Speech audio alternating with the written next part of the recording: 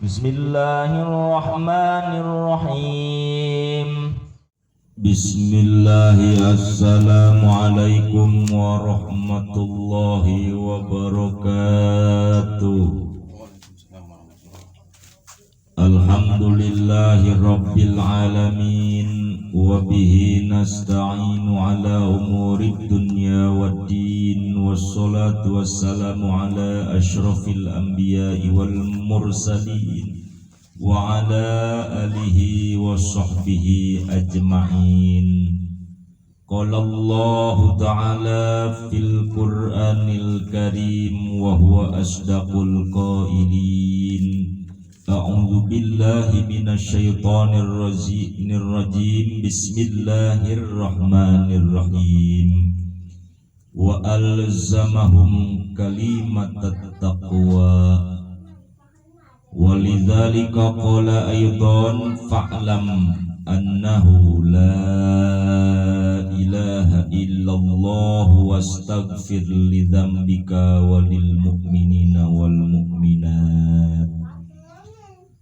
Wa qala an-nabiyyu sallallahu alaihi wasallam utlubul ilma minal mahdi ilal lahdi.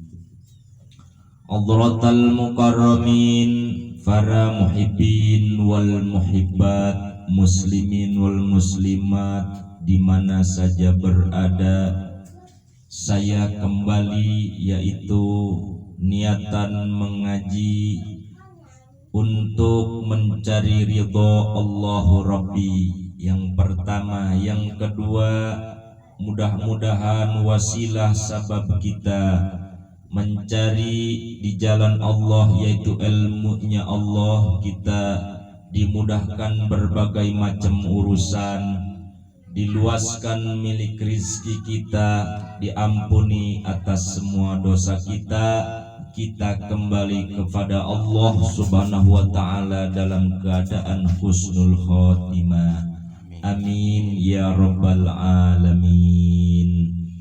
Alhamdulillah, insyaallah kali ini saya akan mengangkat masalah penyakit-penyakit di dalam hati. Kemarin saya sudah membicarakan, menjelaskan masalah yaitu penyakit-penyakit di dalam hati. Sekarang bagaimana caranya untuk menghilangkan penyakit-penyakit hati? Memang ini sudah diwajibkan oleh Allah subhanahu wa ta'ala dalam kalamnya. Allah berpesan, Allah mewajibkan kepada kita, yaitu alzamahum kalimatat taqwa. Allah mewajibkan kepada makhluknya, kepada hambanya, yaitu untuk mengucapkan kalimat taqwa. Wahia kalimatul la ilaha illallah, yaitu kalimat la ilaha illallah, bisyarti akhdihi min qalbin taqiyyin naqiyyin mimma siwallah la bikulli kalimatin. Ini saya akan mengambil rujukan, yaitu kepada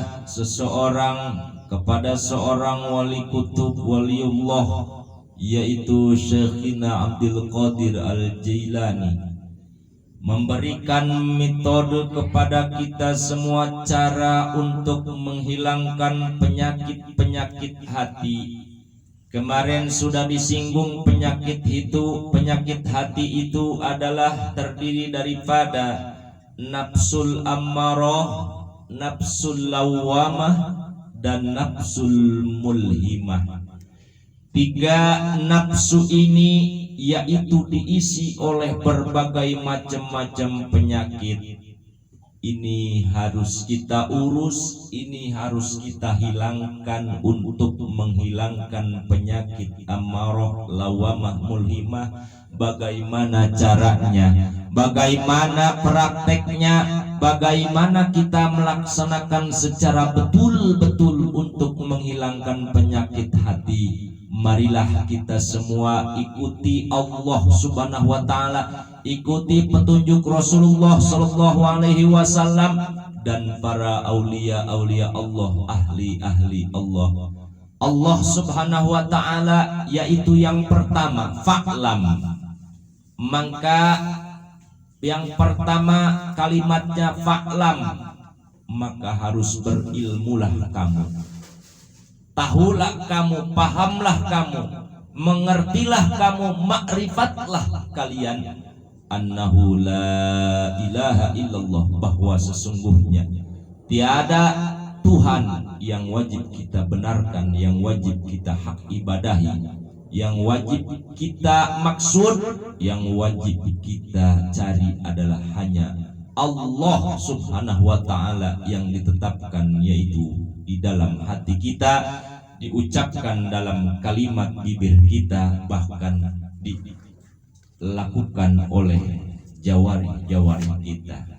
Maka insya Allah dengan kalimat itulah, dengan kalimat la ilaha illallah lah, maka semua penyakit akan sedikit-sedikit terkikis. Tetapi di akhir zaman ini, kemana kita harus mencari untuk menghilangkan penyakit hati? Caranya, metodenya untuk menghilangkan penyakit hati ini, ada satu pepatah mengatakan, kata Punjangga mengatakan, ketika kita buta, artinya hakikatnya mata hati kita buta, tidak bisa melihat kebenaran. Mata zahir kita buta, tidak membedakan mana itu maksiat, mana itu perintah, mana itu pahala. Butalah dalam kehidupan kita. Maka Rasulullah Sallallahu Alaihi Wasallam ini sudah memberikan metode pesan kepada kita bahwa jangan sekali-kali kalian buta mata hati kalian datang ke orang buta juga, yaitu untuk meminta petunjuk tentang masalah menghilangkan penyakit hati. Artinya secara dasarnya begini, mana mungkin kita bisa akan mendapatkan jalan yang terang ketika yang dibawa atau pimpin kita itu matinya buta, dia buta, boro-boro untuk menuntun kita, menasehati kita, membawa kita kepada jalan ridha Allah, dia juga buta, dia sendiri juga buta. Artinya begini, ketika kita akan mencari penyakit-penyakit hati untuk mengobati dan menghilangkan penyakit hati, datanglah kepada satu guru, yaitu ahli-ahli Allah, ahli-ahli yang bisa mengatur, mengurus, mendidik tentang masalah hati. Memang wajib kepada kita, diwajibkan kepada kita, orang yang akan selamat, faman kana yarju liqa'a rabbih falyamal amalan sholihan wala yusyrik bi ibadati rabbih ahada. Itu pesan Allah Subhanahu Wa Ta'ala. Barang siapa yang berharap, harapannya ingin bertemu dengan Allah Subhanahu Wa Ta'ala, falyamal amalan sholihan. Yang pertama metodenya yaitu adalah amalan soleh. Amalan soleh ini di mana kita cari amalan soleh? Inilah di ahli-ahli Allah, yaitu mendidik hati dengan cara menghilangkan penyakit hati. Tiada semua di dunia ini untuk menghilangkan penyakit hati hanya bisa dikikis, hanya bisa digedor, hanya bisa didongkrak dengan kalimat la ilaha illallah. Itulah caranya. Penasaran kan? Saya belum pernah mendengar apakah ke dokter atau gimana. Ini memang harus kita cari di mana itu ahli-ahli la ilaha illallah. Siapakah orangnya yang sudah menjadikan ahlinya ahli Allah? Ini fa'lam annahu wastaghfir li dzambika walil mu'minin fahadza at-talqin bisababi nuzuli hadhil ayati syarifah li ajlil khawas. Kama qala fi bustani syariati awalu man tamanna aqroba at-turuqa wa abdulha wa as'aluha min nabi alaihi wasallam, yaitu ketika ini diceritakan oleh Tuan Syabdul Qadir Al-Jaini, siapakah yang pertama kali diurus hatinya oleh Rasulullah Sallallahu Alaihi Wasallam. Saya akan bercerita dulu sebentar, yaitu pada satu riwayat ketika Sayyidina Ali bertemu dengan Rasulullah Shallallahu Alaihi Wasallam, maka Sayyidina Ali bertanya kepada Rasulullah, ya Rasulullah, saat inilah, detik inilah, berikanlah saya amalan-amalan atau pekerjaan-pekerjaan, amalan yang sangat ringan diucapkan tetapi ini bisa melebihi daripada segalanya. Rasulullah pantadharan Nabi sallallahu alaihi wasallam al-wahya. Rasulullah sallallahu alaihi wasallam sebentar dia menunggu jawaban, menjawab, tidak langsung menjawab pertanyaan Sayyidina Ali. Jadi ya Rasul, yang paling dekat kepada jalan kepada Allah, yang paling utama untuk menuju Allah, yang paling gampang yaitu untuk menuju Allah dan Rasulnya. Kata Sayyidina, bagaimana caranya saya? Apa itu amalan-amalannya?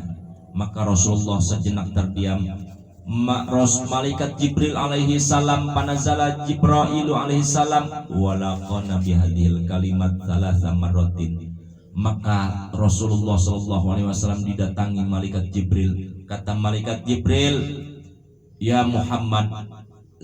Rasulullah Shallallahu Alaihi Wasallam duduk berhadapan dengan malaikat Jibril. Sumalaqana Nabi Rasulullah Shallallahu Alaihi Wasallam, kangjeng Nabi Muhammad, yaitu ditalkin oleh malaikat Jibril.